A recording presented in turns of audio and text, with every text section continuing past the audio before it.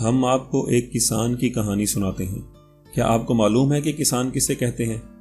یہ تو آپ سب جانتے ہوں گے کہ اللہ پاک نے ہمارے لیے کھانے پینے کی ساری چیزیں، چاول، گندم، دالیں وغیرہ اور سارے پھل، سیب، آم وغیرہ زمین سے اگاتے ہیں۔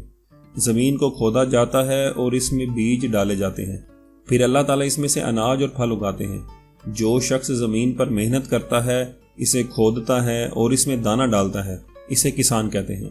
یہ کہانی بھی ایک کسان کی ہے۔ اس کا نام احمد تھا۔ احمد کے 3 بیٹے تھے۔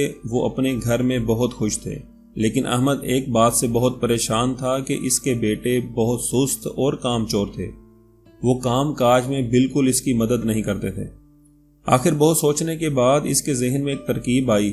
اس نے اپنے بیٹوں کو جمع کیا اور ان سے کہا کہ پیارے بیٹو، ہماری زمین کے اندر خزانہ چھپا ہوا ہے اور میں اسے نکالنا چاہتا ہوں، لیکن میں بوڑھا ہو گیا ہوں اور اکیلا یہ کام نہیں کر سکتا۔ اسی لیے اگر تم میرا ساتھ دو تو ہم یہ کام مل کر لیں گے۔ سارے بیٹے خزانے کی تلاش پر راضی ہو گئے اور انہوں نے زمین کو کھودنا شروع کر دیا، لیکن ان کو خزانہ نہ ملا۔ انہیں یہ دیکھ کر بہت غصہ آیا کہ ان کے والد نے ان سے جھوٹ کہا کہ زمین میں خزانہ ہے۔ انہوں نے اپنے والد سے شکایت کی تو ان کے والد نے کہا کہ میرے پیارے بیٹو، میں جھوٹ کیسے بول سکتا ہوں؟ جھوٹ بولنا تو بہت بری اور گندی عادت ہے، اور مسلمان تو کبھی جھوٹا نہیں ہوتا۔ میں نے تمہیں کہا تھا کہ اس میں خزانہ ہے تو میرے پیارے بیٹو، یہ جھوٹ نہیں بلکہ سچ ہے، لیکن تم جلدی کر رہے ہو، اور جلدی کا کام شیطان کا ہوتا ہے۔ تم وہ کرو جو میں تمہیں بتاتا ہوں، یہ بیج لو اور زمین میں ڈال دو۔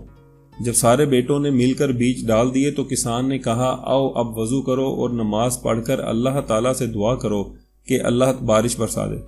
سب نے وضو کیا، نماز پڑھی اور بارش کی دعا کی۔